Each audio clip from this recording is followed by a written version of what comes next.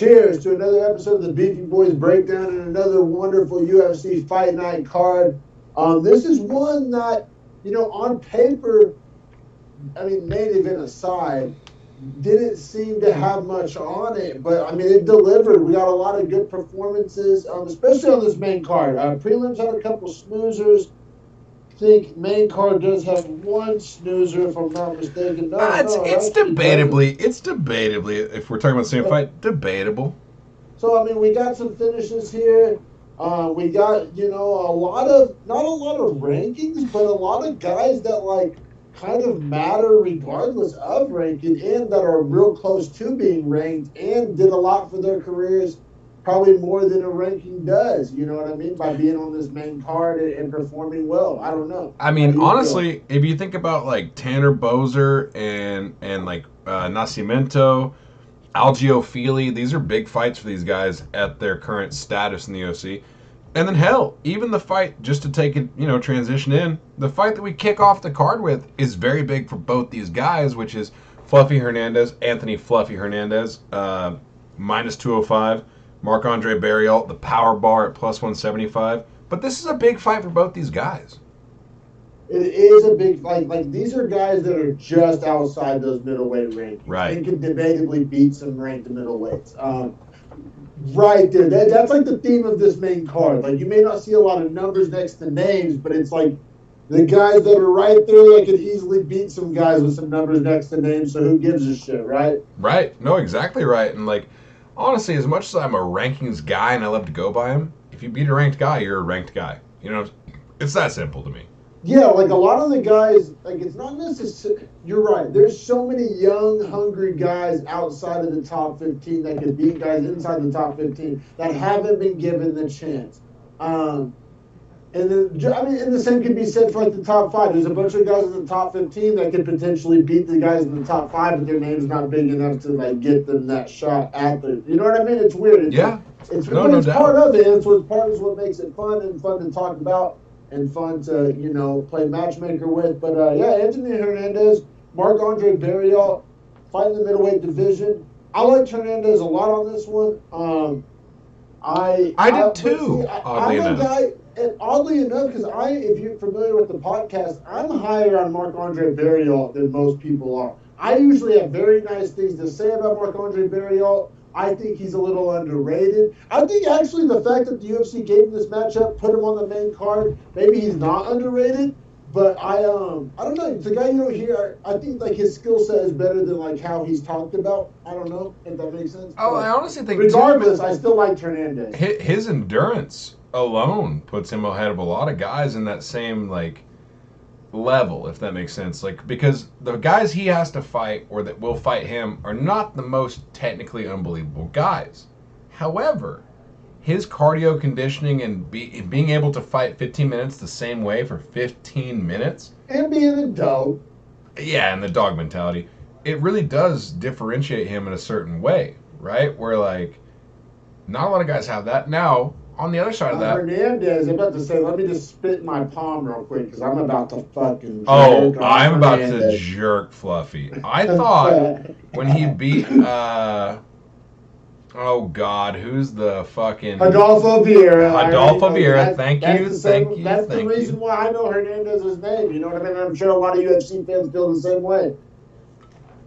No, you're completely right. Sorry, I'm marking my Dagestan beard for anyone can't tell. Dude, you gotta shave that stash, dog. And I need to go full Dagestan. Just cut that line. Yeah, let's get it. Cut that lower smile. I actually will tomorrow. This for a BEEFY Boys episode, do it. Yeah, I will. If I could, I would. This is all you boys got. That's all that's happening here. No, I absolutely will. That'd be hilarious. I might just rock my beard that way for the rest of my life. Remember when Sterling did that? Aljamain did it. Dude, that was so good. I might just go get my passport reader and say my birthplace is Dagestan after. But, or Chechnya, I'll pick.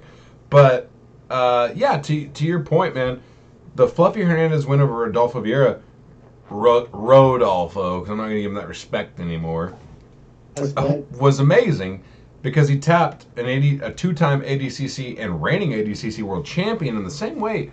And now I will say Vieira did 10-8 him in the first round, and then he got tapped. So How do I see that? I see a guy gassing, Well, but I if he think we didn't, both gave it sub of the year. Or I think I did. So I well, mean, yeah, we held it. because We held it in high regard. I mean, but we should, right? And if anyone that doesn't, you're wrong. But I think the major takeaway is like, this dude's tough, he's technical, and he's smart, and those three things will win you a lot of fights. A lot of Oh, fights. yeah. Well, and he showed. I thought he showed so much improvements at like. We knew he had the grappling right. Right. And we knew he had a little bit of striking, right? But I mean, his MMA, like his ability to beat Barrios to every position and have the fight take place where he wanted it to take place. It's the reason why I liked Hernandez so much, but it like looked even better than I could have imagined. Like I thought Hernandez was more well-rounded than Barrios. Like Barrios probably wins a straight-up kickboxing match, but that's obviously not what this is.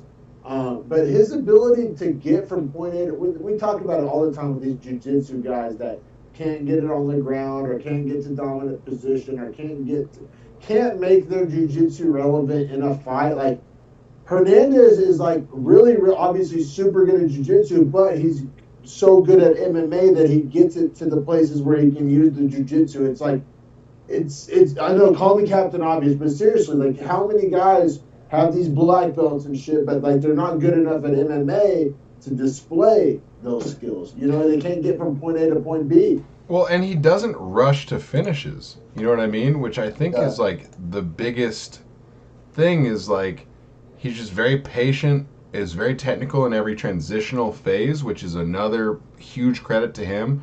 And he's also defensively sound as far as like grappling technique goes. We saw it against Rodolfo Vieira. So like he doesn't have to be fearful of being put into a bad grappling situation. And also, how about he can get single and double legs? Like, and he's so good at both. Like, Dude. the technique on both. His was ability so to good. run the pipe, which like Yeah, for anyone at home he that's never shuts up about, and but he actually did it. it's really a simple technique that almost makes no sense when you think about it because it's so simplistic against like the way a human body works. But it simply is like think about if someone had your leg elevated, right? Like they're holding your leg, and you can have your hands on them, whatever you want, but then they put pressure down on your thigh to sink your hips and pull away from your back leg. Think about how that works. All your weight's in your back leg, so the minute it gets over that like 50-50 line, you're about to go into a split. Isn't there an element of kind of turning the angle while you're doing that? Yes, right. Well? So you round the angle, you press down the thigh, and you pull the leg. That's right in the pipe. That's what it is. Hernandez did it probably 6 times in this fight, which was crazy. So but good. it's a beautiful takedown. It takes no energy. Is more of like putting your opponent off off balance. Like it's a great technique that's so hard to do in the How do you UFC. score round 2, and then we'll get to the finish? Okay, so round 2. Let me see. Let me check my notes here.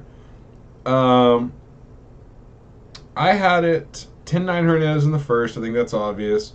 I also gave him round 2. Now, Did you have a 10-9? I'll be real, man. I think I have a hot take. I have a 10-8, and I feel like good about it. I don't think the judges agreed. I don't think you agreed. I feel so confident giving that a 10-8. He dominated every position. And there was some damage, too, like the ground and pound elbows, the control. I mean, on the feet, on the ground. Every possible way he could win that round, he won it. And I thought there was enough damage. Now, I think I am in the minority, but like it's one of those hot takes I'll stick my chest out on. oh yeah, I'm just looking up to see what the judges said. They all went 10-9. I don't have a problem with the 10-8, to be real with you. I thought Hernandez dominated enough of the round. And also, He dominated every position of the round. That's what I'm saying. Like, bro, I'm telling you. well, and also unseen shit. scoring that you can't account for, but in retrospect or hindsight would be the most accurate. He broke Barrios' rib. Yes, and that it does prove to be a huge factor. I wouldn't have even minded, especially as somebody who did score round 2 and 10-8, if Barrios, like if the fight, if either his corner threw in the towel or the doctor stopped it or something, because I thought it was I don't know, I picked up on that. Round 3, it was super obvious the rib was broken, hurt, whatever, dislocated, and Burial was, I mean, he was a shell of himself in the third round. He was injured. Like, he was hurt bad. Like, actually, he wasn't hurt bad. He was injured. There's a difference between being hurt. Literally injured. Yeah. Yes, yeah. And, like, you know, Hernandez was able to get him out of there with the arm triangle. I honestly, I know I kind of make this comparison a lot, but Khabib could just engage you. Hernandez, I think, was merciful with the arm triangle. I think he could have just beat the dog shit out of him and hurt him really bad if he wanted to. I thought he kind of, Khabib gauged him a little bit. I mean, I don't know, maybe I'm giving him a lot of credit. I'll push back on that a little bit because Barriault just never gave up. Like, to Barriault's credit, like, I wouldn't have known his rib was broken if I was fighting him. That's how well he disguised it. Well, I think he mentioned it in between rounds, and in the third round, I thought it was like very obvious. I think he grabbed it a few times. Like, I agree He knew it was broke. His corner knew it was broke. I don't know that Hernandez ever knew that. No, all right, we're agreeing, but I see your point. We just got a little communication. Like, I agree with what you're saying. I think what I'm saying is, I think if Hernandez wanted to just beat the shit out of him and cause a lot of blood and guts and damage, he could have. I think he got him out of there with the arm triangle. Not because he knew the rib injury, but just because, like, hey, like, I'm just going to end this fight real quick. Like, I don't know. I think round 3 without the arm triangle looks worse than with the arm triangle. I don't know. Maybe I'm projecting. Yes. I think it's almost merciful to choke him out. Yeah. Okay. That's my overarching point. That's all I was trying to say. Now, granted, I did have to learn in this fight, and I did learn. I will put all the respect on Fluffy's jiu-jitsu. Hernandez, for anyone at home that doesn't know. Anthony Fluffy Hernandez is his nickname because he used to be a little fatter. And now he is obviously not. Yeah, he's jacked. He's swelled up. But also, we'll get to Rodriguez Acai. And also, does he not look like a giant Andre Feely? Are they yes. Best friends? Like, yes. What the fuck? Yeah, bro. Like, they both have the gauge ears. The gauges, like, the colorful chest tats, the NorCal swag. I bet they're best friends. It's funny. Kenneth said something about that when we were watching him live. But yes, man, I think that as far as Hernandez goes, I'm going to start putting a lot of respect on him in all facets. Super quick, like, what's 13, 14, 15 middleweight? Because I feel like Hernandez is right there, as we alluded to in the kind of intro to this segment. Seriously, right fucking there. It feels like. Before I list them, do you think if Adolfo Vieira had won that fight against Hernandez and then another one, like, he wouldn't be fighting top 15? Oh, 100% he would. Right. So it's fucked up because it's a name value thing they're doing right now with him, which is messed up. Hernandez is helping his main value. I mean, a win over Marc-Andre Barriault in the main event. I mean, not in main card, dominant fashion. I mean, I think he's getting there, man. So we get some tough fights here. We have Chiesa at 12. You're looking at welter. Oh, yes, I am. I'm sorry. We're in middle, right? Middleweight, yes. Okay, my apologies. Okay, this is a lot better for him, even though those guys are smaller, so I don't know how that makes sense. 12 is Imavov. I don't love that. Dricus Duplessis, I like that fight. Love that fight. Anyone that's one-dimensional, you can't fight Hernandez because he is a mixed martial artist, which is a huge compliment to him. And I'm down on Duplessis. He's so simple. He's like super simple caveman fighter. And then we have Brad Tavares at 14, who we love to throw his name out as just like, anyone fight this guy. Hernandez wipes the floor with Tavares. And then Chris Curtis, which I like Chris Curtis. I think that's tough. The floor with Chris Curtis. That's what I'm saying. I'm saying I like Chris Curtis independently. If you tell me he has to fight Hernandez, I want the Hernandez money. Hernandez is a top 15 middleweight, whether his name has a number by it or not. He's one of the 15 best middleweights in the UFC. For sure. So we can go round by round here if you want, or we can just continue to spit in our hand and go with Hernandez, which I think is the right move here. Oh, yeah, no. We can keep it pushing. Hernandez gets the win. Arm triangle sub. A minute 53 seconds. Here's what I wanted to bring up, is his post-fight interview. He tells DC, Also, his vocabulary is extremely colorful, and I'm very much appreciative, because so is mine. So, let's go. Because DC stops him halfway through the interview and is like, man, you cuss a lot. And I'm like, hey, DC, why don't you shut the fuck up? Right? Yeah, like, DC, that's my response. I feel like DC and Russell Wilson would be best friends. Like, as much as I love DC, there's like that cornball element that, like, just, it's there. It's there. Let's ride. Oh, I did not let beer come through my nose, you fucker. Also, shout out to me picking the Broncos to be the worst team in the AFC West, even though everyone said it'd be the Raiders. They're both 0-2, so fuck the Raiders. To me, my only NFL pick I got correct of the week, and it was on a parlay, so I still didn't win, was I was like, I love those Texans points. Give me Dougie Davis Mills getting 10 points at the fucking sus-ass Broncos. Broncos are so sus, man. Covered. I think Broncos won, but it wasn't I think by 10. 3, and it was and Texans got 10 points, so I got my ass handed to me. I'm going to fucking stick my chest out when I can. Man, and once again, this is an OU fan saying it. Fuck you, Kyler Murray. Piece of shit. Being so you're good. tripping. You're tripping.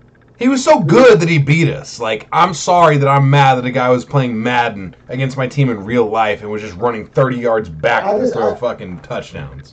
Shout out to the bro CJ I work with. He's a homie of mine. He's like the biggest Raiders fan, and like he always tries to convince me like how good Derek Carr is. No, he's terrible. Kyler is like, I think Kyler's way better than Derek Carr, and Kyler isn't considered a top 10 quarterback. So it's like, where bro, if the Raiders could have Kyler, we would have won both our games. We wouldn't be 0-2, we'd be 2-0. But the Raiders had Kyler. Oh my God. So tell CJ that's crazy. Ask him after this week if he wouldn't trade quarterbacks, and he would. I guarantee it. Yeah, anyway, we'll get back to the fights. Sorry for you fans at home, but I mean, yeah, I think the point is here that Anthony Hernandez, a big respect to his name, got to start shoveling some coal into the train, because I thought the Vieira win. You know, as much as when we watched it, we were like, maybe Vieira gas and it's a fluke. It's not, man. Hernandez Jiu-Jitsu is very legit. Like, very legit. And everything else is very legit, too, which allows him to show how legit the Jiu-Jitsu is like the overarching point here. I don't know if his striking is that legit. It's good. I don't know if it's that good. It's good enough. Good enough. It's Adesanya Pereira level, but I mean... Well, if he can even force you into a clinch. I'll put it this way. I think him and Sean Strickland's a competitive, fun fight that I don't know who wins. Ooh. It is. It is. Ooh. You can't tell me Sean Strickland mops the fourth Hernandez. I mean, definitely outstrikes him, but I mean, that's 1/3 of MMA. Strickland's forward pressure is going to be really tough for Fluffy, but that's more of a matchup, like 1 versus 1 rating than it is like a... Like, I'm not taking anything away from Fluffy and saying that. I just think that Strickland, like, it's almost like Strickland fighting Pereira. 100% past the victory for Hernandez in that fight. What's that? Oh yeah. That's like I'm saying it's like I'm saying it's a 50-50 fight. Like, I don't know who wins. I'm saying it's Strickland's top 5 and he's unranked. That's my point I'm trying to make. That's fair. Well, Strickland's overranked. Can we agree on that? Like, he's way too highly ranked. Like, he should be 8 or 9. But that's not a discredit to Hernandez. Like, that would be me saying he's on the middleweight division. I think that's on the middleweight division. Yeah, also true. I mean, what do you think about? Never say shit. They have no hype, no swag. What do you think about Curtis versus Strickland? Well, they train together. They're bros. Now I know that wouldn't stop. That's right. Strickland, that's right. I think there's other fights to make there. But let's bring it back here. We got Tanner Boser. We got heavyweights. We got Tanner Boser. -190, fighting Rodrigo Nascimento Ferreira, +160.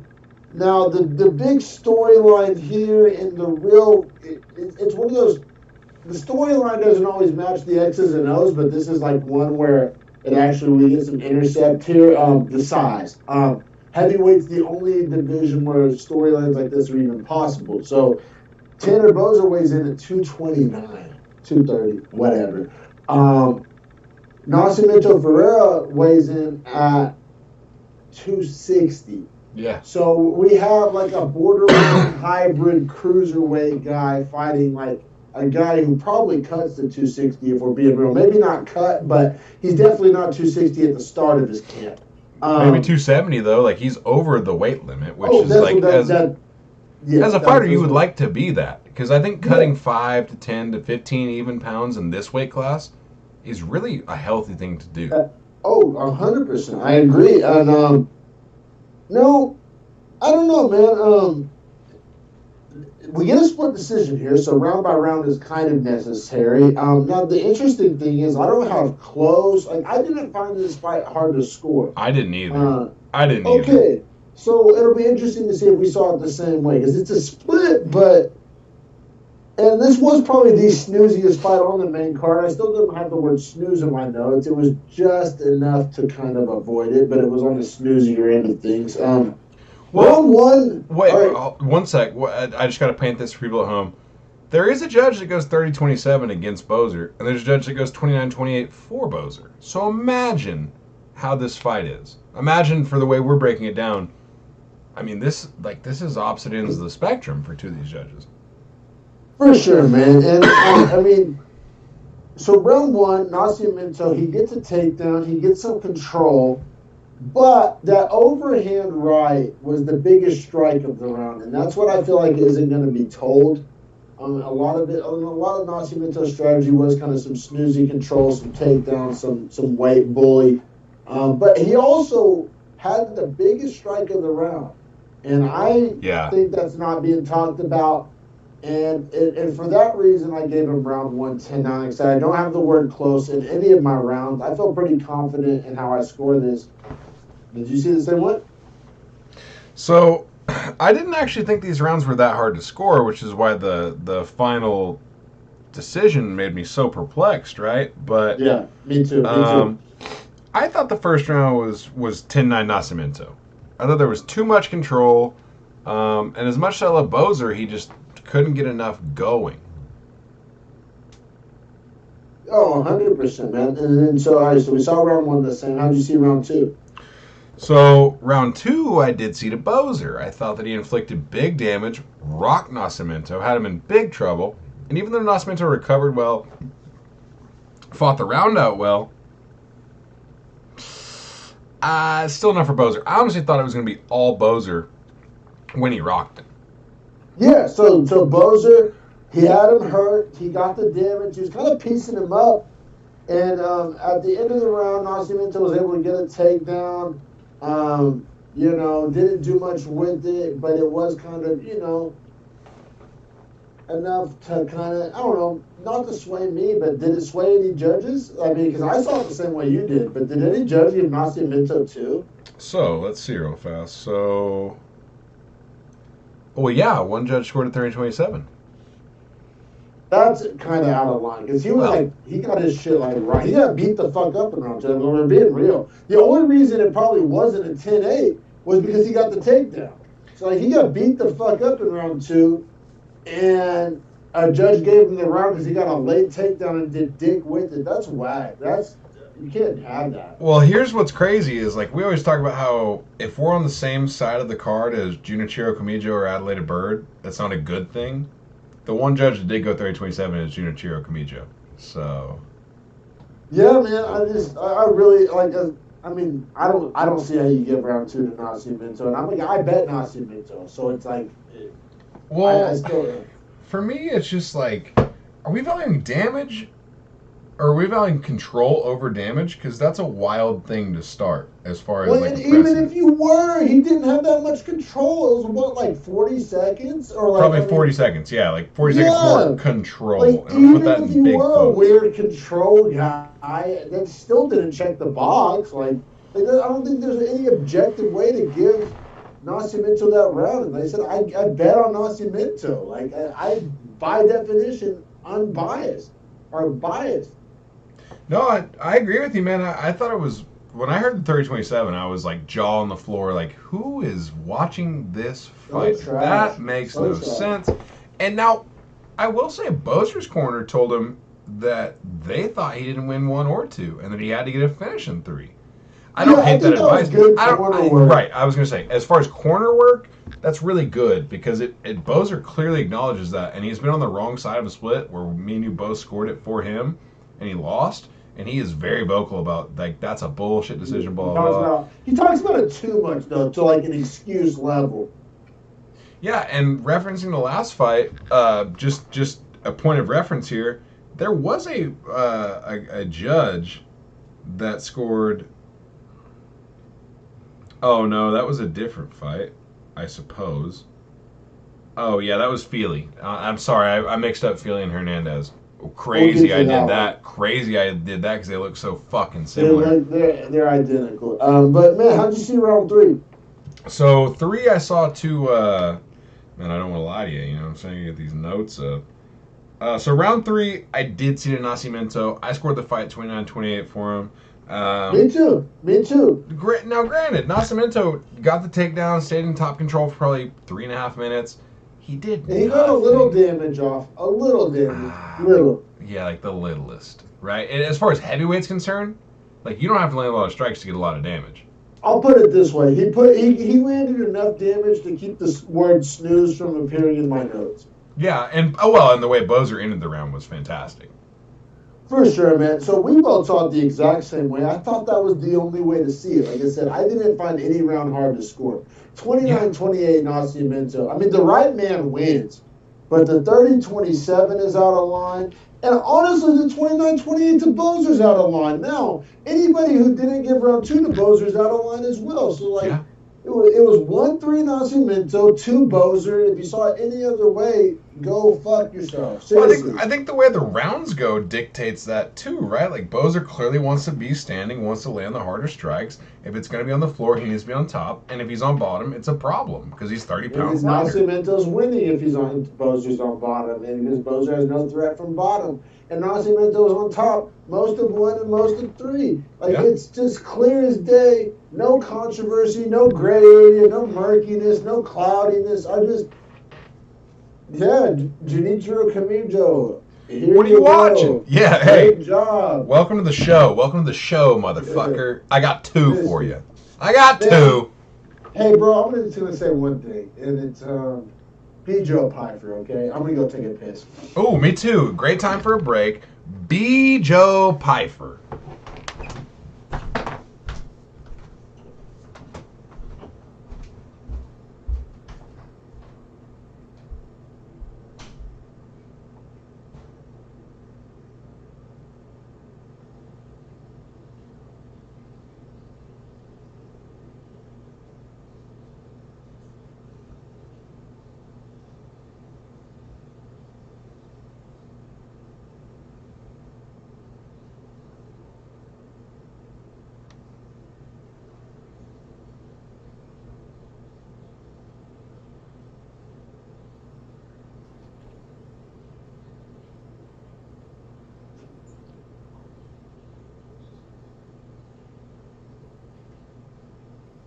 What up?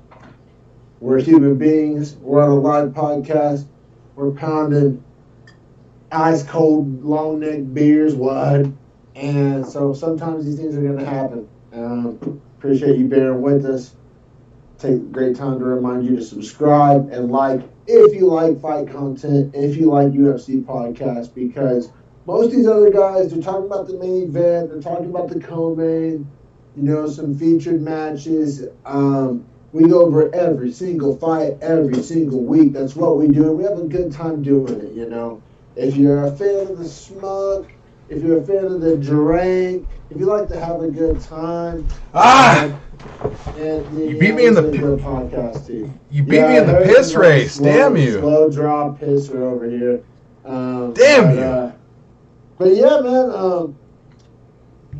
So the whole B. Joe Pfeiffer thing. What is that? That comes from this most recent season of Dana White Contender Series, and I gotta be real. These guys have a special place for me because this is the first season of Dana White Contender Series that I pay close attention to. Usually because I work late on Tuesdays, and by the time I get home, my wife's usually in bed because she works early on Wednesdays. So it's like I'll stay up, drink a couple of ice cold long neck beers, and take a couple of rib skis and watch Contender Series. And eat some cold pizza, and it's like not cold takes, just cold pizza.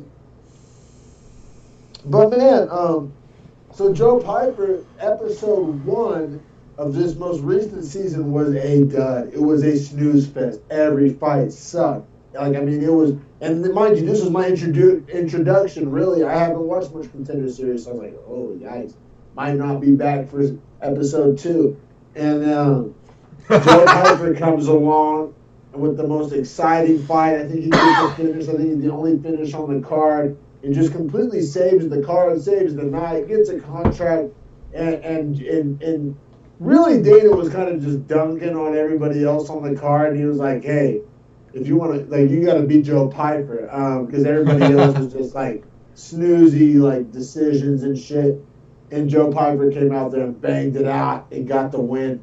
And so the whole beat Joe Piper, I mean, it's marketable as fuck. He did himself a lot of favors. I mean, right? Like, I mean, getting on the good side of Dana White. Then he revealed that Dana White gave him some extra cash and a place to live as a result. How real is the Dana Duffel? Like, how real is it? That motherfucker. It's real, man. And Sean O'Malley talks about it, bro, because, like, everybody shits on UFC fighter pay, and, like, Sean O'Malley kind of comes out and, like, I mean, there are points to be made on either side. Like, should there have ever been a point where Patty Pimblett was making 12 and 12? No. Like, that was ridiculous. However, like, there's a clear, like, route to bigger paydays if you're paying attention. And I think that's what, like, the Sean O'Malleys of the world have not only figured out, but they try to kind of, in the Chaels of the world, like, they let you know, like, it's not so much to ask to, like, to be interesting. It's not that fucking hard to have a personality, man. I promise you. What are we doing right now? We're being personality. Well, and not everyone's going to have it. Not everyone's going to have it. And I feel you, just because you want to be a fighter, it doesn't mean you want to be a influencer or a YouTuber or... It's not for everybody, but the people that are able to figure it out and navigate it, I mean, there's a clear route to making a lot of money being a UFC fighter, right? So it's a double-edged sword with the fighter pay conversation, because it's like, should you be boring and, like, win one, lose one, and then just, like, cash out just because you have the word UFC on your shorts? Like, maybe not. Like, I don't know. Like, it's a tough take. It's an unpopular take. It's much easier to just side like, oh, everybody should make more money. And I guess I agree with the spirit of that, right? But there's always, like, in theory versus in practice, right? Like, if the UFC just paid everybody 6 figures, they wouldn't be a successful, profitable business. And, you know, there is kind of entry level and higher. I don't know, man. I'm kind of rambling. What are your thoughts? What's your rebuttal? What are you feeling? All right, man. So hear me out. And for all those podcast fans at home, what's good? I think there's 2 ways, right? Like, there's the Khabib way, which is like, just be so dominant that no one can say a word. And then there's the Sean O'Malley way, which is like, put on a great show every time you show up, and you'll gain fans, and I can't deny your fans, which means I can't deny the business. Outside of the ring and be marketable and promote yourself and do all these other things, the YouTube, the social media, right? I mean, that's a huge part of Sean O'Malley. Right, like, garner fans outside of the UFC, bring them to the UFC, and I can't deny that you have fans and you're selling yourself the way you should be and helping me market my brand if I'm Dana White, right? Like, I think there's 2 roads. And then there's the Khabib way, which is like, there's not enough flame on earth, by the way, for him and Makhachev. But, like, Makhachev, sorry. Yeah, there's the two paths, right? Like, be so good that no one can beat you, and I can't tell you that you don't fight for it, no matter what your draw is. Or be a draw, and it honestly doesn't matter. You know what I mean? Like, at that, like the McGregor level. Like, why does Charles Oliveira want to fight McGregor if he defends the belt? Because it's the most money he's ever going to see in his whole life. Yeah, man, and obviously, like, when McGregor was champ, like, every once in a while those things align, but it's almost just like a quick road to the top. And, I don't know, man, Joe Piper's on that road, right? He has some narratives built. He has some favors earned. He's going about things the right way. And then, as far as Amedovski, man. Alan Amedovski. Don't get me started. Dog. This is going to be a shit talk fest if we get started on that guy. All right, well, here, let me get my take out of the way first, because I can't wait for you to make me look like a complete idiot. I'll be real. I didn't hate the plus 420 on Amedovski just because, I know he's on an L streak. Piper has some L's too, surprisingly. You wouldn't know by the height, but I didn't think Piper was minus 540 better. I didn't view Piper as some kind of Hamzat, some kind of Islam, some kind of huge, some Shevchenko, huge money line type. We'll get to like how smart I look at, but just coming into this one, I don't know, man. I thought the line was big enough to, in the words of the fucking scumbag Yanni the Greek, sprinkle. You got to get that sprinkle Yanni Amedovski, because just because I don't know, bro. I said we'll get to what actually happens, but coming into it, I didn't think Piper was minus 540 worthy. I thought there was potential value there. Now, please proceed to dunk all over me. All right, great. So, Jesus Christ, man. Amedovski coming into the UFC, 8-0. You know what his record is coming into this fight? 8-4. 8-3. 8-3. Okay. Hasn't won a UFC fight. His last loss was to this British guy, Joseph Holmes, who curls his goddamn mustache as a fucking cell. Like, that's his bit. And he got subbed in a minute, and that's the fight where I won my $25 into $400 almost, because what did I say to you? Neither of these guys belong in the UFC. Neither of these guys. So why would I think that Joe Pyfer wouldn't walk through this guy if I think Joe Pyfer belongs and this guy has no place? True, man, true. And Joe Pyfer was the bigger guy, the stronger guy, the more studly athlete, for sure. Amedovski, man, why the fuck is a Dagestani training in Italy? Like, there has to be a story there. Maybe he's not Dagestani though. He's Macedonian. Oh, he's Macedonian. Okay, that makes more sense. You might as well be Turkish / Greek / Macedonian. That's all the same part of the world. Yeah. And if you're almost Turkish, you're almost Persian, which is almost Dagestani. And I know it's a stretch, but if I'm from Oklahoma and you're from Tennessee, that's the same geographical distance. Oh, wow. Interesting way to look at it, for sure, which is what makes America so interesting. But regardless, like I said, it's not like I loved Amedovski or I really thought Amedovski was going to win. Just that plus 420 on what I view as kind of two low-level guys. It was kind of like anything could happen. I didn't think like I said, well, let's get to it. I'm trying to make chicken salad on shit. Before we break it down, Amedovski 0-4 in the UFC after this. I'm not even gonna. It's not a spoiler. Like, it's pretty obvious. If he has any more UFC fights, I'll just bet the under every time, because that guy doesn't get out of the first round. It really doesn't matter otherwise. That's what I should have bet, for sure. I did not bet this one, but if I would, I'm not gonna lie. I said I don't want to change shit after the fact. If I was gonna bet this one, I would have bet Amedovski just because of the plus money. No, round one TKO, man. The straight right hand from Pyfer, which, if I'm not mistaken, is the same way he finished his Dana White Contender Series fight. So it's not a fluke. That's like a thing. That's like a huge weapon of his. Well, he landed other good shots, and then he feinted the uppercut into the straight right down the middle, which, he didn't feint it. He threw it. It didn't land, but he threw it. He wanted to land it. Fair. It set up the right hand perfectly. The lead uppercut to right hand, untraditional 1-2, is it a 3-1 or I don't know. Do you know which fighter threw the exact same combination in a walk-off KO? O'Malley versus Eddie Wineland. O'Malley, you got it. I got you that. saw it. Give me an teacher. Don't put an apple on your desk. But yeah, I got Silver Star. Someone Silver Star. D-Mac. Yeah, yes sir. But man, Joe Pyfer, performance of the night. Got the Dana Duffel. He's earning all the favors. At first, I'll be real. This is another one where I'm not going to lie. I was like, why is this fight this high up on the card?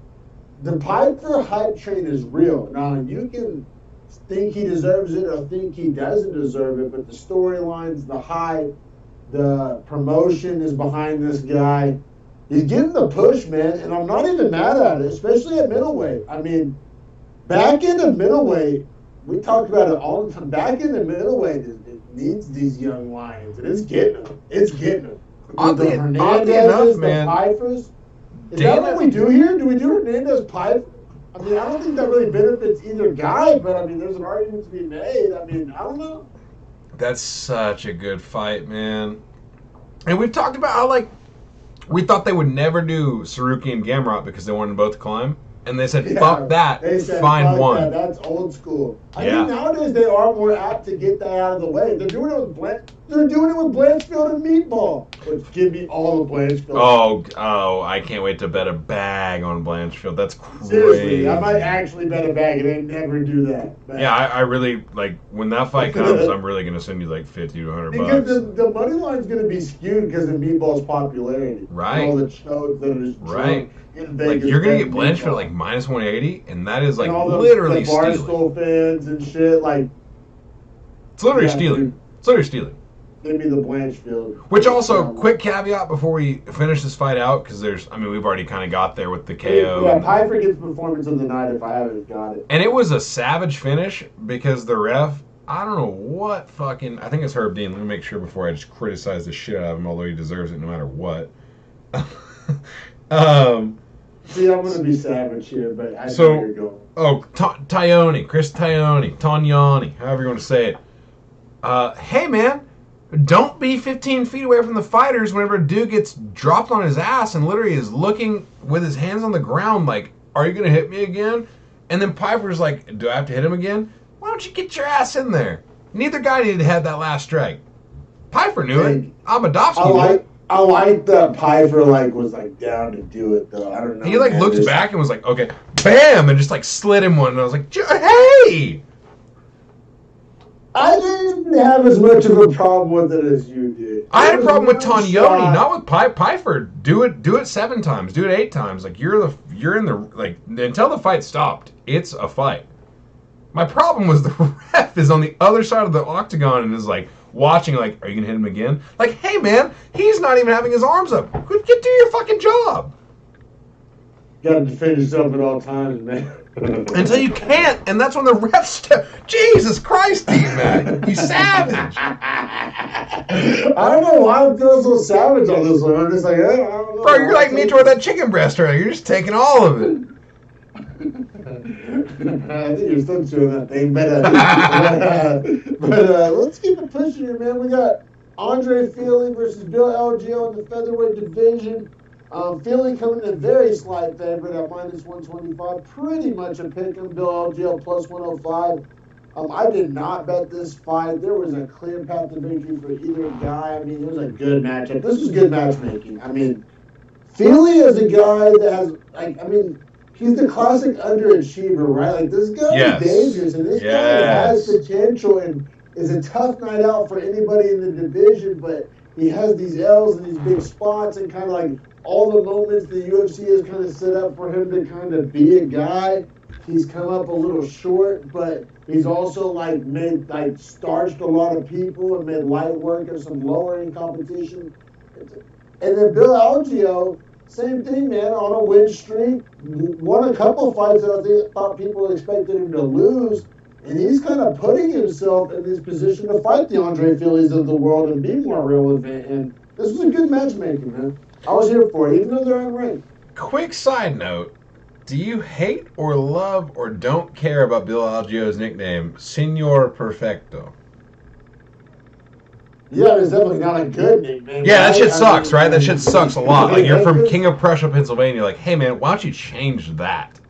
Dude is weak. Yeah, no. It's terrible. Definitely not marketable. Especially, who knows what his lineage is, but when it comes across as a white guy from Pennsylvania. Yeah, that's my thing, is you're a white dude from Pennsylvania, from King of Prussia. The most white. What are you talking about, bro? You're not Senor Perfecto. You might be Mr. Perfect, but you're not Senor Perfecto. Yeah, and you're right. Great point. We bring up the good nicknames. We got to bring up the bad ones. That's pretty goddamn awful. Yeah, I'm sorry, man. I just can't sleep on it. Every time he gets introduced, I'm like, what the fuck, man? like, you know what would be better? Like, call me Ali disease over here. Fucking kill Bill Algeo. Kill Bill. Like, kill Bill Algeo. Oh, Like, it's so easy. Bill Like, kill Bill Algeo. That's a good nickname. It's good, dude. It's a Call me good Ali nickname. over here. I'm fucking threatening people's lives on Twitter, but like, let's but yeah, man. I mean, this was an interesting bout in the featherweight division. Like I said, guys right outside the top 15. Like seriously, like this fight's relevant to the division, even though they're both unranked. I thought round 1 was easy to score. I thought rounds 2 and 3 were super close and could have gone either way. However, You thought 3 was hard to score? Yeah, yeah. I mean, I'll give it away. I don't know. I scored this fight 30-27 for the winner. Do you agree or? Oh, you did? Yeah. Well, no, I disagree because I thought round 2 was easy to score in a different way. How'd you score round? So we both scored round 1 to Feely, right? I mean, Yeah. two huge right hands and 2 head kicks all in the same round. Now, by the way, rest of the round, Algeo found some success, but I mean, those are 4 huge moments for Feely. Credit to Algeo. How tough is Algeo? He ate 2 shins to his forehead. Well, one of the side of his head, one of his forehead that split him open, and he looked at him like, "What else you got?" At that point, I realized we're not going to knock him out. That's insane to eat 2 head kicks in a 5-minute window and just be like, "Fuck it." And then the 2 right hands were nothing to sneeze at either, man. Those were pretty stiff, solid, clean landing right hands. But listen, the rest, all the moments that weren't those 4 moments, Algeo was kind of in the fight. You know, he was very much. Yeah. Like maybe one of the toughest guys in the UFC, which is crazy, man. And that's not even. Featherweight's loaded. Featherweight may be the best like chin division. So the chins in the featherweight division. Oh, dude, Cater. I mean, there's some of the sauciest chins are 45ers. Volk chin is insane. I mean, Burgos to a certain I forgot about. Well, he's not in the UFC, so he's out. But Burgos is out. We don't count anymore. No, but one of the things I did think in this fight was like, so round 1 we easily had, well, not easily I guess, but confident. Easily. It was Feely. Okay, thank you. Yeah, Feely 10-9. Right now, Algeo's toughness crazy. Round 2, I already know what you're gonna say as to how you scored it for Feely. He literally had him within 1 second of a finish, in my opinion. I mean, if that choke is any more. Oh wait, is that round 3? Is the choke round 3? Yeah, round 3 was the set. Round 2 was pretty close. Round 2 is the one where they're very back and forth, very, very striking heavy. It was literally the end of the round for Feely. Like up until like 4 minutes into the round, I didn't have a winner. I'll just put it that way. I mean, it was Feely at the end of the round had the stiffest of stiff jabs and a crucially clean landed body kick. Literally, those 2 strikes I thought went in the round. That's how close it was. I think that's where we're going to disagree. You probably gave this round to Algeo. Don't hate it. I thought 85% of the round was 50-50. I thought Feely edged him out, kind of stole it at the end. But I said, I'm talking about a jab and a body kick here, not like a knockdown or. I mean, you know what I mean? Like I'm not dying on this hill, but how do you see round 2? I think the disagreement is literally in the percentage breakdown where I thought Algeo for that 4 minutes, 20 seconds was ahead 60-40. So I thought that he maintained just in, or maybe 55-45, whatever closest you want to bring that to. Where what Feely did at the end was just slightly not enough. Whereas for you, it was just slightly enough, if that makes sense. So like, we're splitting hairs on this round, which is, I'm totally fine with that. I thought it was a great round. This is the round when I thought this fight would be over 3 rounds, to be quite honest. I thought it would be like that. I thought it was a very close fight coming in. I'm one of those guys that like, I've stopped believing in Feely from a betting perspective because he always underwhelms me when he shouldn't and overwhelms me when he shouldn't. Yeah, and that's why he's so hard to fucking dial in on and like, form an opinion on. And impossible guy to bet on. Literally impossible guy to bet on. Once again, this is another fight where there is a tragedy underneath all of it that we don't even know about until the end. Yes, you're 100% right. So it sounds like we both give Feely the 3rd round as well. Yes, and now the one judge that scored, there is one judge, the split decision for him at home. One judge scores this round for Algeo. Feely has his back for 3.5 minutes and isn't doing much except For 30 seconds, he has a rear naked choke locked in, and I don't know how. I honestly, right now, sitting in this chair, like to Titus on his life, I don't know how Algeo didn't get choked out.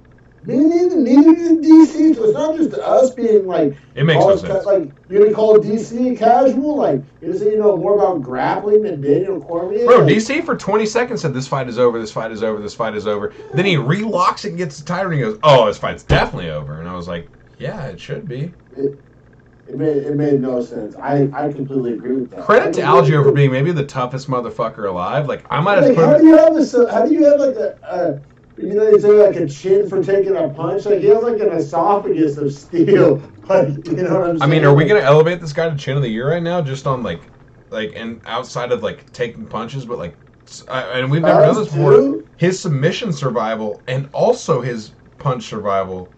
That's better than anyone I've ever seen.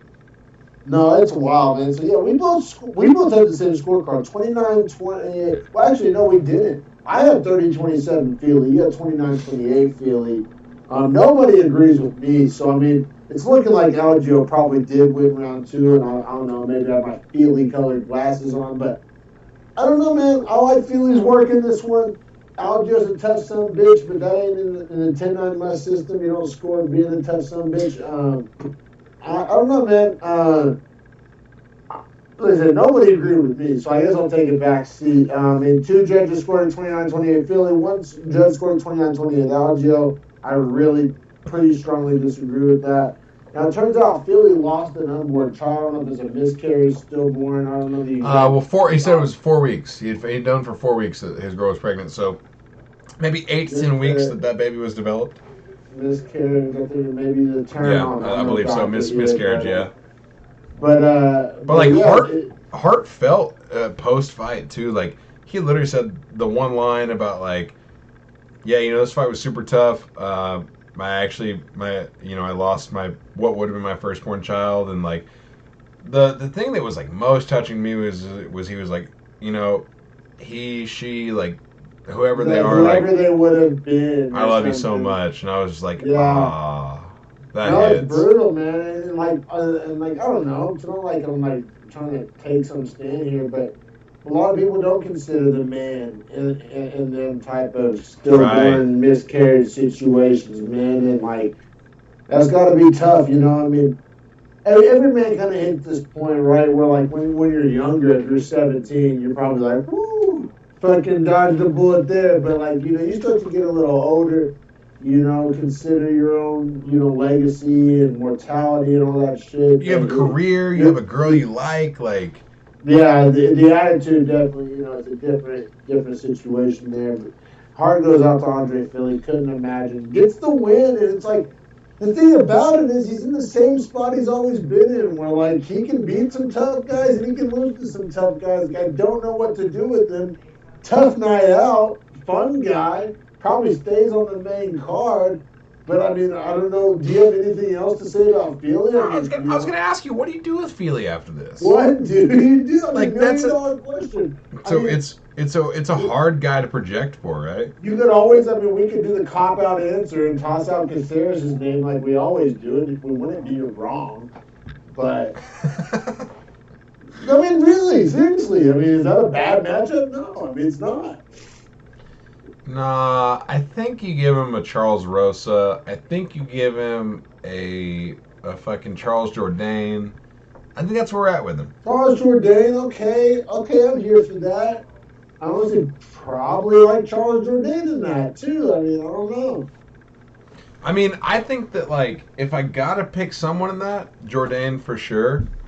But, like...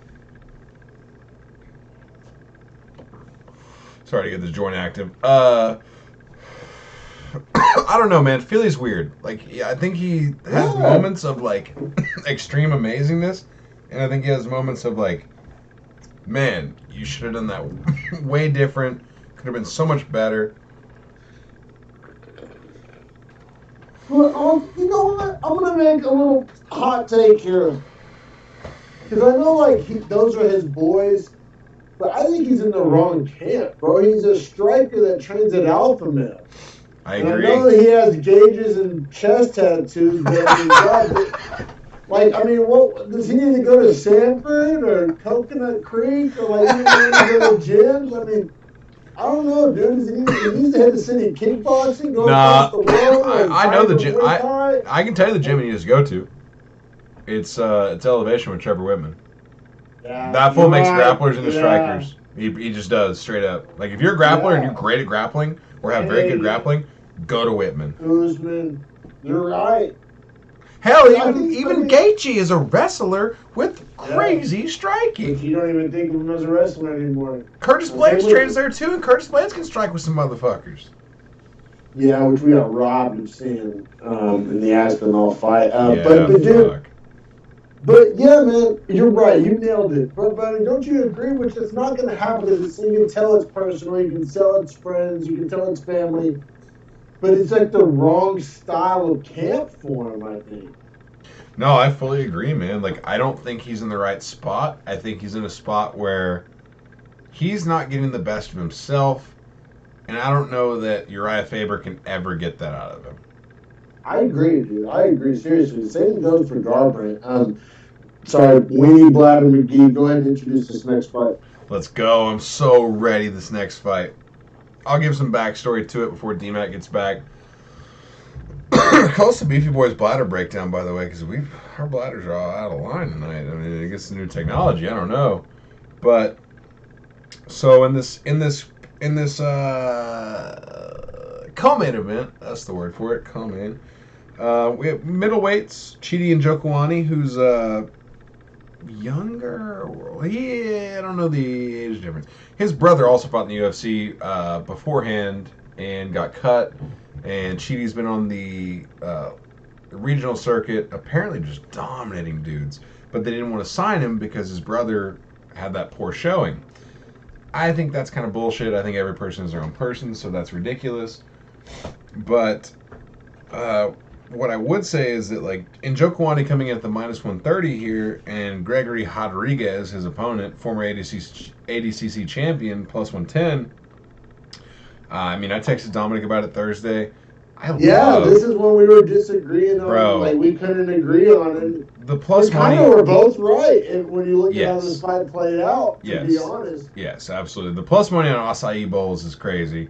I mean, this man has Wildberry acai White Claws with his acai rice bowl in Brazil. Like, he's on all the acai on earth, because for him to make 185 literally makes no sense on earth. Like, the dude is way too stacked to ever make that weight, but he makes it consistently. So he's not Yoel Romero, he's not Paulo Costa. I can't be sitting here telling him not to fight 85 because he makes the fucking weight. Like, shout out to Gregory Rodriguez for doing that, and I'll still call him Rodriguez because he's winning me as a fan, bro. I went from like steroid jokes to like, okay, is this guy one of my favorite? Oh, bro. I mean, seriously. I mean, I literally love, there's like, you can make a whole like montage of me cracking Gregory Rodriguez, Horse Meat Rodriguez jokes. And like, fast forward, here we are, fucking September 2022, and this guy may be one of my favorite guys. My question is, why is it not Rodriguez? You know what I'm saying? Why is the second R a hard R? It's always the last R that's hard. It's always the hard R. It's always the last R that's hard. Sorry everyone on YouTube. We'll probably get banned for that shit. But like, man, did this get fight of the night? Because I don't know. Did well deservedly so. Like, I had I questioned it, and then honestly, I was like, no. Like, if Dana didn't give this fight of the night, like, he's a piece of shit, and I'll never watch another UFC fight. Well, but I feel you, round 2 knockouts, which that doesn't really give anything away, especially how this fight went. Especially a minute and 40 in. Yeah, that doesn't always get fight of the night. This would have been under 1.5, but this fight was, I mean, and this might be an overreach. This was Hamza Gilbert. This fight, I couldn't make it, and the fact that we disagreed so hard made me stay away from it. Good. Like, I know what that means. I'm glad, because I was big. Bro, I was big on acai bowls. I did pick it on verdict and lost. It still got my medals to second, but if you'd picked that one this way, we had it. We had it. I know. I totally just fucking renegade on the verdict picks, but good song though. But man, so I mean, what we got here, I mean, they're the same guy. You know, to your credit, Rodriguez has the better skill set as far as being well-rounded in jiu-jitsu, for sure better than Njokuani. But Njokuani he doesn't fight that way. Njokuani is way more well-rounded. I would disagree. You know what I'm saying? Like I think like the word experiments we do in like middle school, where it's like blank is to blank as blank is to blank. Yes. Fucking Gregory Rodriguez is to jiu-jitsu what Justin Gagey is to wrestling. Like, throw it out the fucking window. He doesn't use it. You are, and just punch each other in the goddamn face. Like, it's which is insane to me. It's insane to me because when you saw him get on top, he was so fucking dominant. Like, that's what allows him to win the fight, except he rushes it. He rushes the fuck out of it. So this fight starts off just like literally out of the gate. Which is going to kind of make me eat my words, but still, I mean, to Rodriguez's credit, he comes out of the gate and goes for a takedown. Now, he eats a crispy knee to the unibrow, and that's the whole story of this fight. Opens up in a night full of gnarly cuts. Yeah, I would have said it's the most gnarly. I mean, it's gruesome. I mean, we have to use words that you use for horror movies. I mean, gruesome. Oh, yeah. It was gory.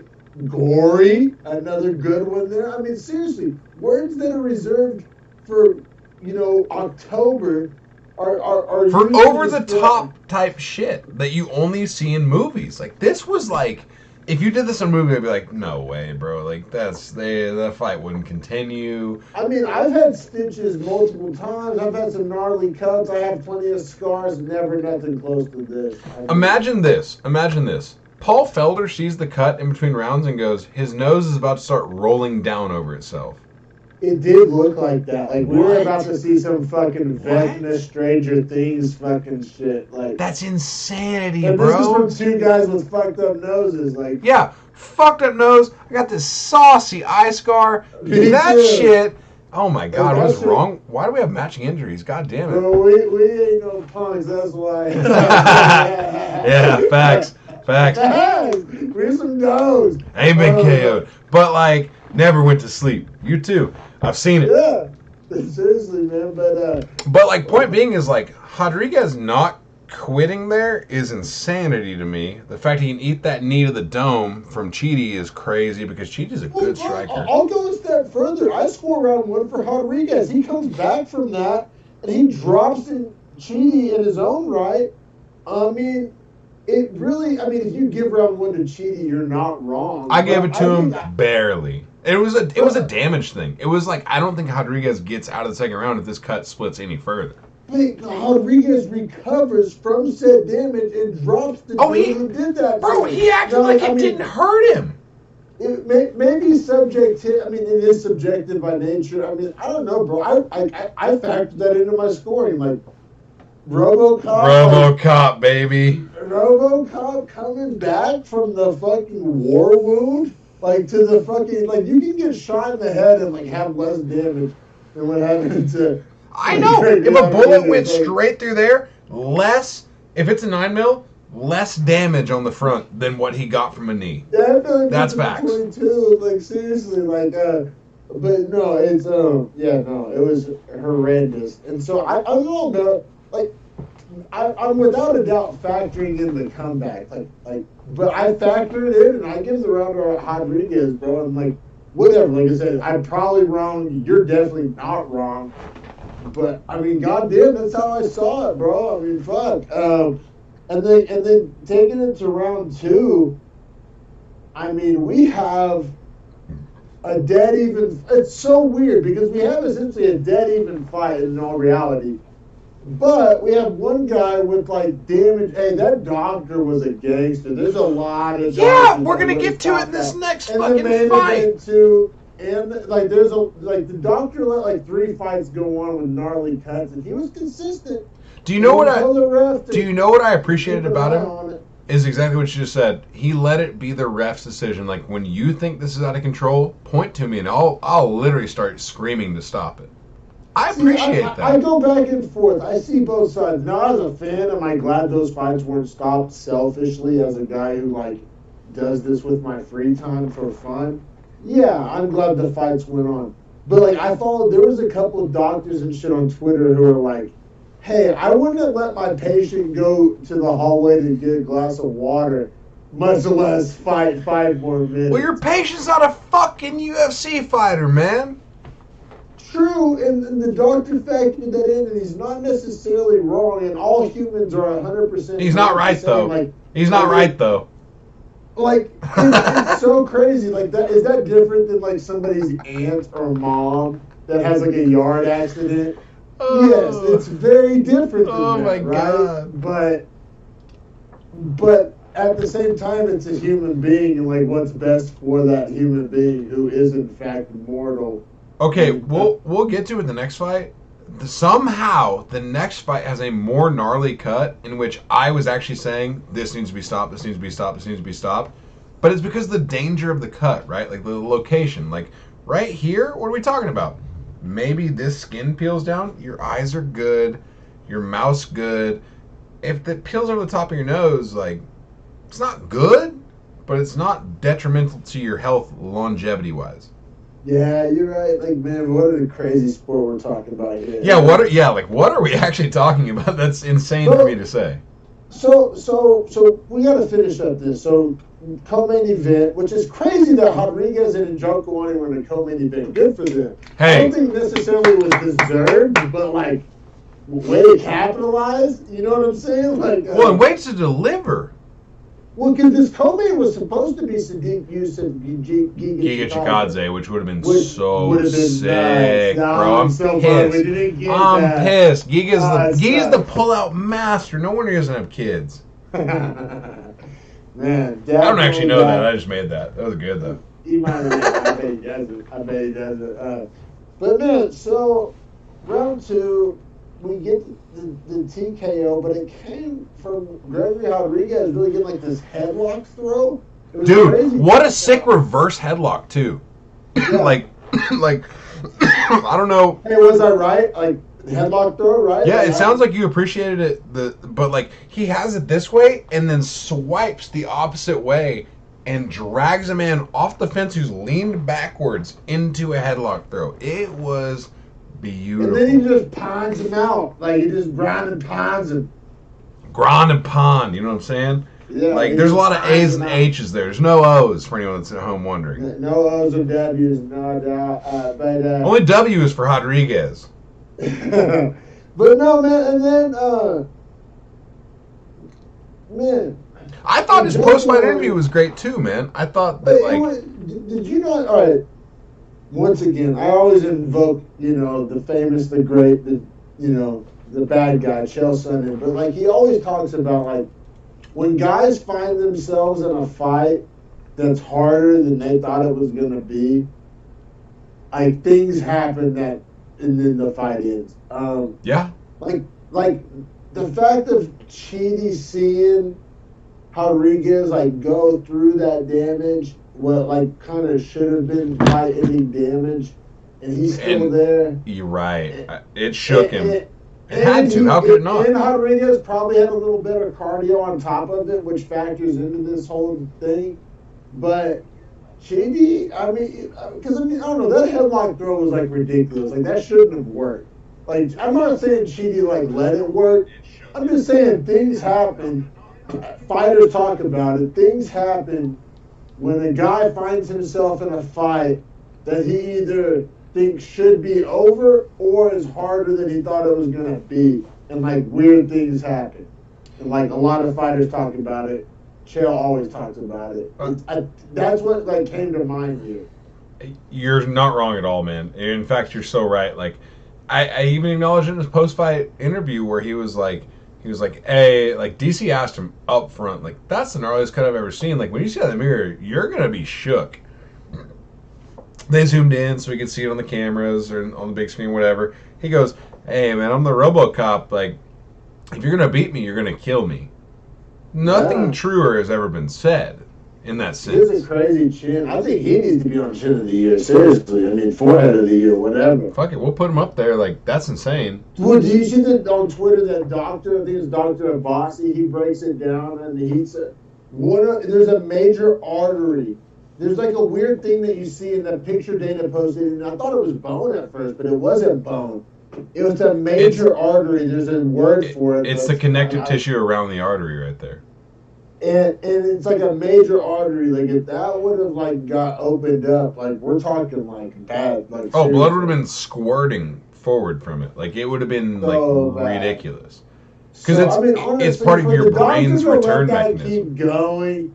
That was probably not the right call. I mean, but the guy won the fight. So when a guy wins the fight, everyone comes out smelling like roses, right? Also, he had a very cognizant post-fight interview. It wasn't like he was like about to pass out. Like, no detrimental damage was suffered from that cut, even though it could have turned out to be that. It could have been, though. So, like, how do you, like, factor that in? I will say the doctor's words to the ref out of the corner were, who's the ref? I believe it's Mark Smith. And I want to give him credit here, so I'm going to look it up just to make sure.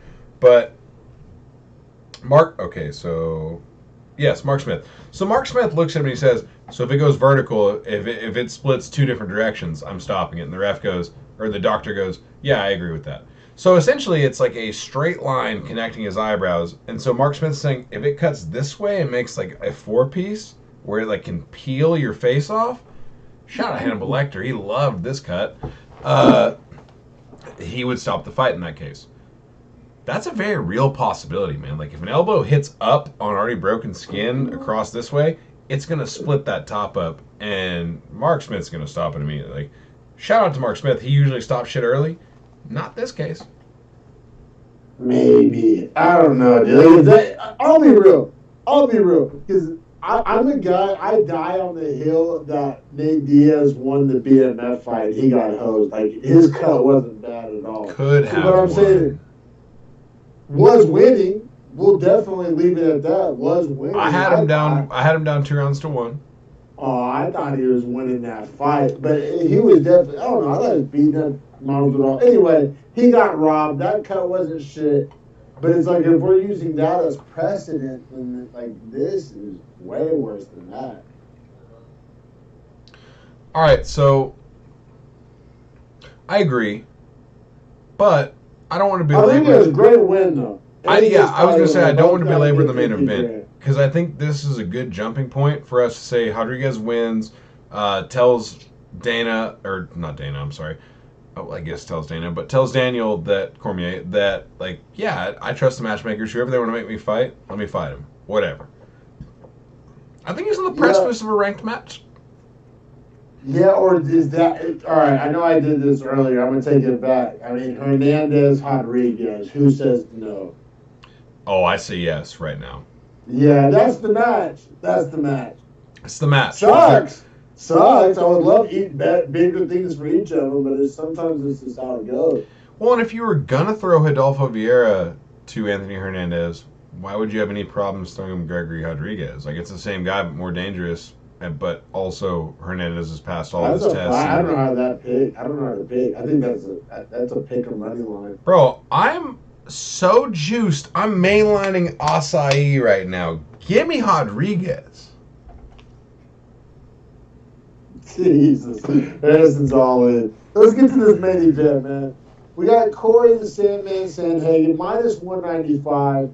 4th ranked bantamweight, fighting Song Yadong, plus 165, 10th ranked bantamweight, only 24 years old. And man, so I went back and forth both as a fan, as a bettor. Actually, not as a fan at all. As a fan, I'm a big Sandhagen guy. I was definitely stoked to see him in the main event. Happy to see him fight. Like, thought he would win. But when it came time to bet this fight, and I had a shitty betting week, and I should have bet this fight, but when it came time to bet this fight, I had this weird gut feeling of Song Yadong, just like the young lion versus the older vet that's came up short a few times. Seriously, hey, like older? Yeah, man. I mean, compared to Song Yadong, I mean, and Sandhagen, I don't know, bro. Song Yadong, young guy on a roll. fighting Sandhagen, who's like on a skid, whether we like it or Oh, not. I'm gonna push back so hard right I now. mean, I feel you because I'm not even going to disagree with your pushback. Who's he skidding against? Name his last 3 losses. I mean, what, it was Dillashaw, Yawn Aljamain, and and Yawn. Aljamain. Yeah. Is that a skid, bro? Or are you just Yeah, a top it 5 was guy? a skid. No, it's a skid. But are you just a top? I thought he beat Peter Yan and Dillashaw. No, I didn't think he beat Peter Yan. I thought he beat Dillashaw. He did beat Dillashaw. Fuck that. He did beat Dillashaw. No, I feel you. Me too. That's what I'm saying. I'm going to agree with you. But, I don't know, bro. Like I said, like, I picked Sandhagen. I stand by that pick. I didn't bet it because I was scared of the young lion factor. What made you... Okay, let me just ask you, what stock did you get in Song Yadong? Because when I look at his, like, his fight history, he's lost to Kyler Phillips, he split decision Casey Kenny, he beat Julio Arce, and he has the KO over Marlon Moraes, but, like, what Marlon Moraes are we talking about? True. Like I said, I liked Sandhagen in this one. I thought the money line was perfect. Okay, okay. Then we're all fair. We're all square. We're all I'm just fair. saying, when it came time to actually put my money where my mouth is, I had my doubts. Because, like, there's these things that happen in MMA where just a guy catches a young guy at the right time and the older guy loses. Bro, you keep saying that. And Corey Sandhagen's 30. He's not old. He's not old. But I'm saying Song Yadong's 24. Like, he's probably too young. I feel you. Okay, thank you. Exactly. Too young. 30 is a physical prime. Sandhagen also, which we know, I guess I was doubting, but I probably shouldn't have, is a mental savage. But I'm saying, whether we like it, agree, disagree, 3 losses does stuff to people's heads. Like, it changes fighters. And I'm not saying I was, like, banking on that. I specifically wasn't banking on that. I didn't bet Song. But that type of shit is what kept me from betting Sandhagen. Sandhagen did take 11 months off since his last loss as well, so clearly it affected him where he was like, I need to change what I'm doing because I'm losing these top 10 guys. But here's my thing is like, yeah, you're losing to the top 1, 2, number 4, maybe somewhere in there. But like, if you make a change and it makes you better, then you're pretty much championship caliber.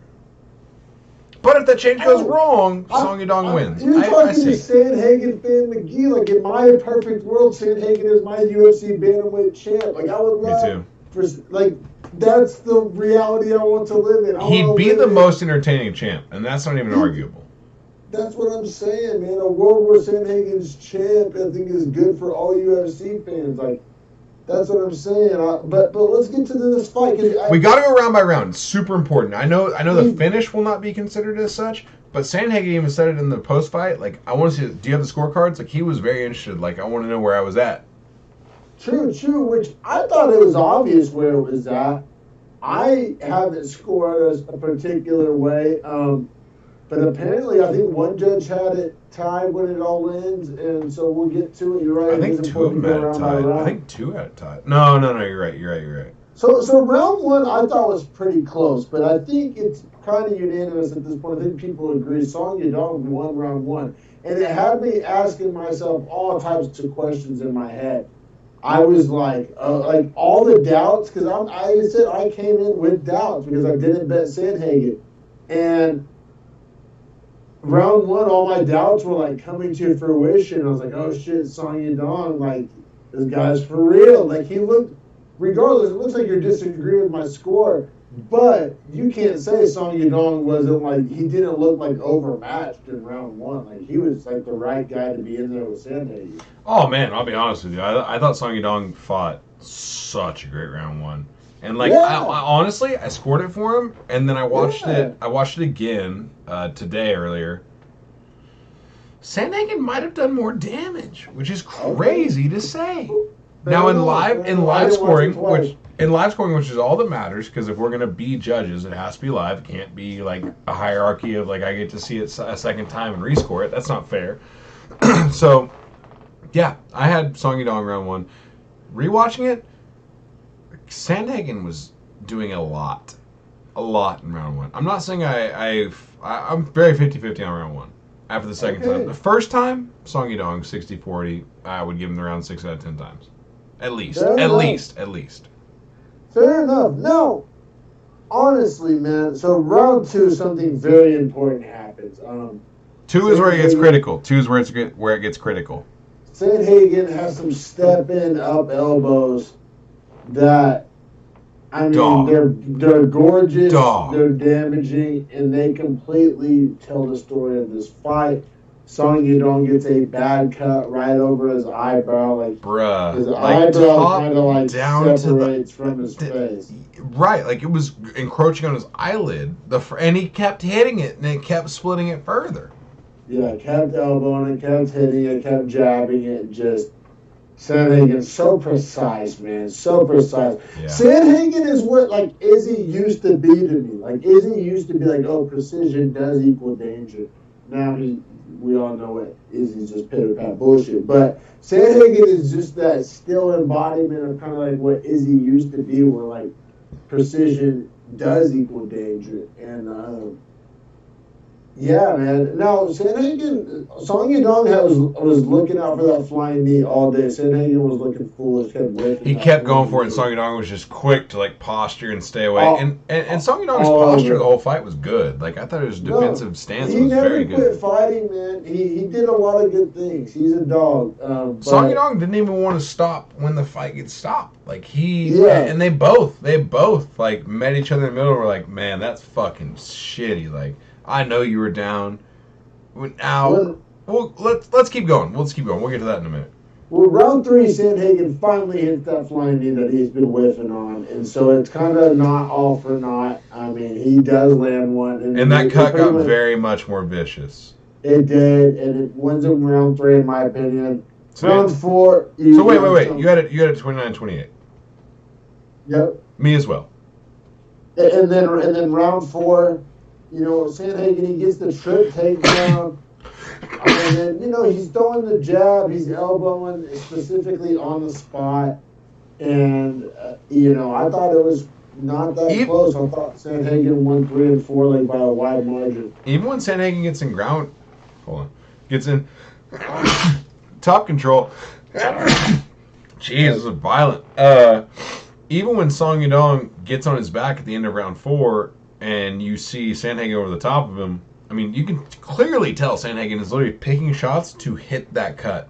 Like, he's literally trying to only hit that cut, which... He's so accurate, so precise. So dangerous as a creative striker as well. Like, his striking over those 20 minutes was so creative. Now... And you saw what he did to Dillashaw. I mean, that fight was almost stopped to that cut. I mean, I thought it was kind of... And he tore his ACL!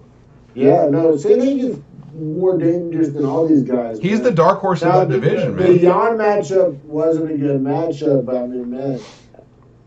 He's the dark horse of the division because he can finish the fight at any moment against those guys, and I don't think they can finish him the same way.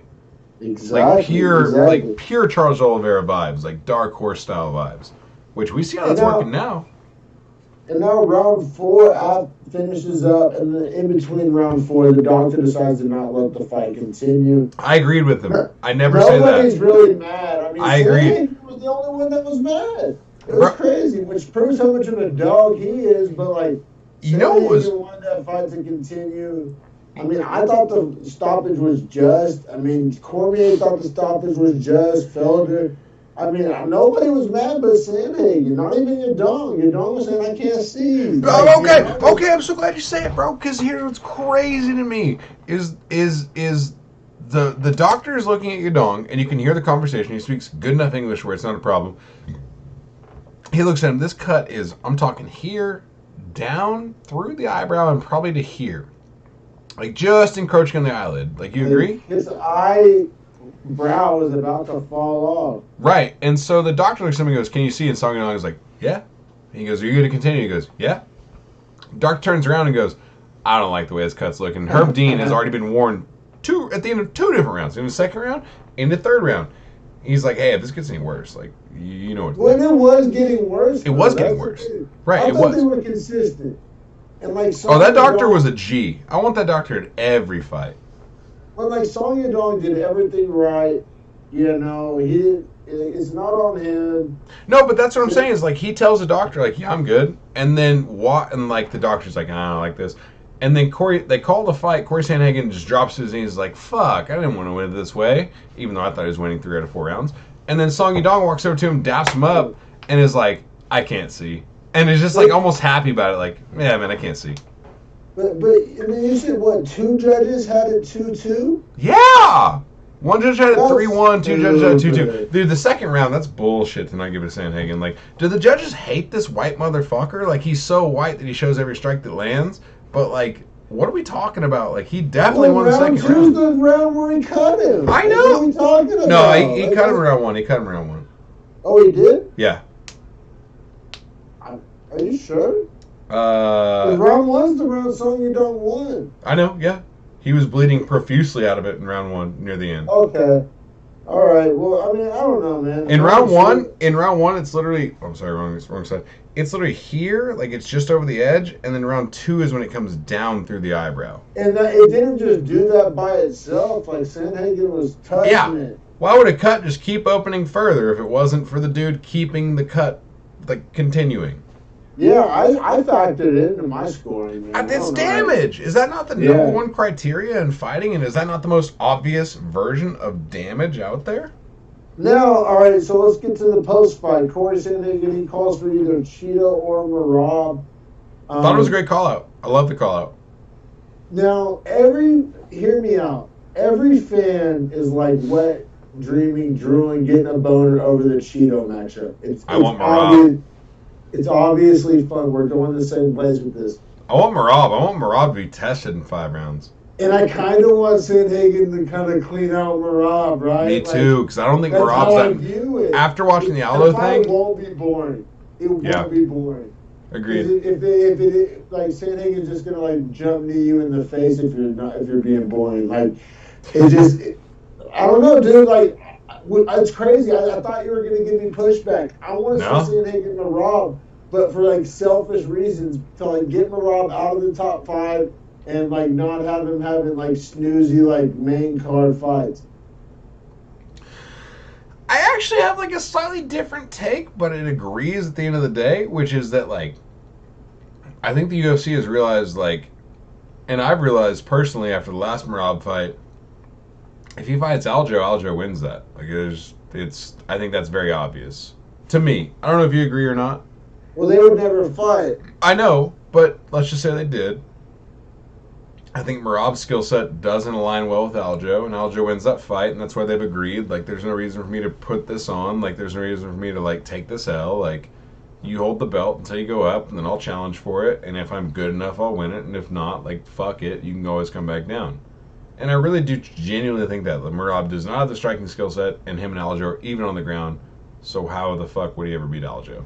So, point with that is that, like, okay, well, Merab's got to fight someone, and if his teammate's the champion, just keep giving him the number 1 contenders outside of the actual number 1 guy, and make him be the guardian of the number 1 shot, essentially. No, I completely agree, man. I completely agree. Sandhagen Merab totally works. It's a big fight. I think give me Sandhagen all day in that one. Me too. Now that was my point earlier when I brought up like who are his 3 losses to, when I said he beat Dillashaw. I still firmly believe that. Me too. I rewatched it like so many times, like 3 or 4 times at this point. Every time I scored for Sandhagen. Oh, perfect. He lost to Jan, but in a great war of a fight, like 3 rounds to 2. I will never take those 2 rounds away from Sandhagen. And then if you think about who's the champion, Sterling. Yeah, he got choked up by Sterling in 19 seconds or whatever the fuck it is, like 2 years ago. Completely different people. No, I agree. So this guy's a championship caliber guy, and we just gotta like literally let the cards fall. That's what bantamweight is right now. Is like just let the cards fall, make them fight each other, let them fall. The next pay-per-view we get, Dillashaw Aljamain, man, and a lot that kind of sets the domino effect in order, man. I honestly like Aljamain. The more I think about it, man, like I said, Dillashaw, not only did he lose to Sterling, I mean, he lost to Sandhagen in our opinion, but he got hurt. He tore a knee ligament in that fight, and this is his first fight since that injury. Give me Aljamain, bro. It sounds like you want you some Dillashaw, and Dillashaw's older. Give me Aljamain. Aljamain's the king of finding ways out, and fuck that guy, and I won't cheer for him. And I hate Dillashaw too, so maybe we could just dissolve the belt in this fight. That'd be good for me. No, but I'm saying I think if you want me to give a real pick, yeah, I think Aljo probably retains it, and I think it's a 49-46 decision for him. But I think it's a boring shit fight. And I'm not stoked for it. I honestly hate both those guys, and especially when you consider the way they match up. I hate that fight. Like, that fight sucks. Yeah, the fight's going to be boring, for sure, man. But, hey, man, fun episode of The Breakdown, bro. Anybody watching, feel free to hit that subscribe button. Check us out. We're going to smash that shit every week. Every week, we're going to be breaking down every single fight. It's a lot of fun. Just we want people to like come along for the ride, have fun with us. Submit questions, have some drinks with us, have some smokes with us, have some hot takes with us, and let us know what you're thinking in the comments. Yeah, man. And honestly, we're live, baby. So you want to chat with us live? We already hit it in the prelims. Throw me some questions. Throw D-Mac some questions. Throw us some questions. We're gonna acknowledge it. We're gonna take it. Yeah, we're fucking 2 hours deep right now on the main card. Because guess what? Doesn't need to be edited. We're live, baby. We're live. It's fun, man. And everything we talked about though was like super relevant to the divisions and to the future matchups and to the trajectory of these guys' careers, man. Like I don't know. That's one thing I like about our show compared to other shows. Like we really do give each guy like their just due, their time, their comment, like their moment in the sun, like and if they're not, we let that be known as well. But like we really do like kind of pay each fight its respect. Like we treat every fight like the main event, honestly, on our show. You know what else is on the precipice of our show? Fight companions, bro. Easy. Oh yeah. Yeah, that's going to be a lot of fun, which I think we do a good job of. We did it when you were in town. I've done a couple. I did one with Miji. I love doing them. I've done a couple of them. I don't commit to doing them to every one, but you're right with this new one. No, the good ones, I think the good ones we do fight companions on, man. Like, for anyone at home that's listening, if you agree, disagree, leave it in the comments. Give us a like. Give us a dislike if you don't like that idea, but also don't fucking do that. But yeah, man, I think the avenues are endless for us now. I think the technological upgrade's big for us. Can't wait to keep bringing Beefy Boys live. I'm going to have a second monitor for this next show we do. So for anyone that's worried about this bottom and top on the screen that we're sharing, go fuck yourself and we'll be there next time. Yeah, man. Looking forward to it. A lot of upgrades coming soon to the show, man. New era for the Beefy Boys breakdown. That wraps up this episode, man. But appreciate you, bros. It was a lot of fun. Always, man. So happy to get this new episode out. I'm honestly very stoked on it. It's probably hard to tell. I'm very, very stoked on it. It's late, but we're stoked. It's both. But yeah, man, fun one, bro. Appreciate you. Hey, Beefy Boys 103? I want to say it's 104. This is like the one I didn't write down. I want to say it's 104. Yeah. Maybe 105. 104. It's 104, 103. Shout out to the fans at home. Y'all keep track for us. Hit us in the comments. We'll catch y'all